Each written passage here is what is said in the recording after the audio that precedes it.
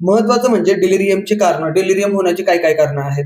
जर आपण कारणांचा विचार केला तर डिलिरियम हा स्वतः एक आजार नाहीये, तर एक वैद्यकीय समस्यांमुळे निर्माण होणारी जी अवस्था आहे त्याला आपण डिलिरियम असं म्हणतो. याच्यामध्ये सामान्य कारणांचा जर आपण विचार केला तर जर एखादा संसर्गजन्य रोग झाला असेल व्यक्तीला किंवा खूप जास्त ताप असेल व्यक्तीमध्ये, तरी सुद्धा डिलिरियम सारखी लक्षणं व्यक्तींमध्ये दिसून येत असतात. त्याचबरोबर मेंदूला जर काही इजा झाली असेल तरी सुद्धा डिलिरियमची लक्षणं आपल्याला दिसून येत असतात. जर व्यक्तीला एखादा भयंकर आजार असेल किंवा काही सर्जरी झाली असेल व्यक्तीची आणि त्याच्याशी रिलेटेड औषधं जर का व्यक्तीने खाल्ली असतील, खूप जास्त हेवी औषधं खाल्ली असतील, त्याच्यामुळे सुद्धा डिलिरियम सारखी लक्षणं व्यक्तींमध्ये दिसून येत असतात.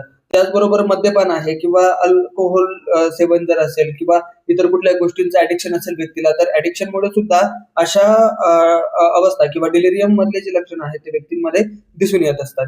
त्याचबरोबर शरीरात जर का पाणी कमी झालं असेल व्यक्तीच्या, तर तरी सुद्धा डिलिरियम सारखी लक्षणं व्यक्तींमध्ये दिसून येत असतात. त्याचबरोबर ऑक्सिजनची कमतरता जी आहे, ऑक्सिजनच्या कमतरतेमुळे सुद्धा डिलिरियम सारखी लक्षणं व्यक्तींमध्ये दिसून येऊ शकतात. जर व्यक्तीचं ऑक्सिजन लेवल डाऊन झालं असेल किंवा ऑक्सिजन प्रॉपर वेमध्ये त्यांना मिळत नसेल, तरी सुद्धा व्यक्तींमध्ये डिलिरियम सारखी अवस्था किंवा डिलिरियम सारखी लक्षणं आपल्याला दिसून येत असतात. त्याचबरोबर व्यक्तींचं जर का आयसीयू मध्ये खूप दीर्घकाळ उपचार सुरू असेल, तरी सुद्धा डिलिरियम सारखी अवस्था व्यक्तींमध्ये दिसून येत असते. त्याचबरोबर वृद्ध व्यक्तींमध्ये सुद्धा अशा पद्धतीची लक्षणं डेव्हलप होऊ शकतात. जर व्यक्तींचं खूप जास्त वय झालं असेल, तर वयानुसार जे मानसिक बदल होतात व्यक्तींमध्ये, त्यामुळे सुद्धा डिलिरियम सारखी लक्षणं व्यक्तींमध्ये किंवा रुग्णांमध्ये दिसून येत असतात. त्याचबरोबर जर का काही मेजर ऑपरेशन व्यक्तीचं झालं असेल, त्याच्यामुळे सुद्धा डिलिरियम सारखी लक्षणं व्यक्तींमध्ये दिसून येत असतात.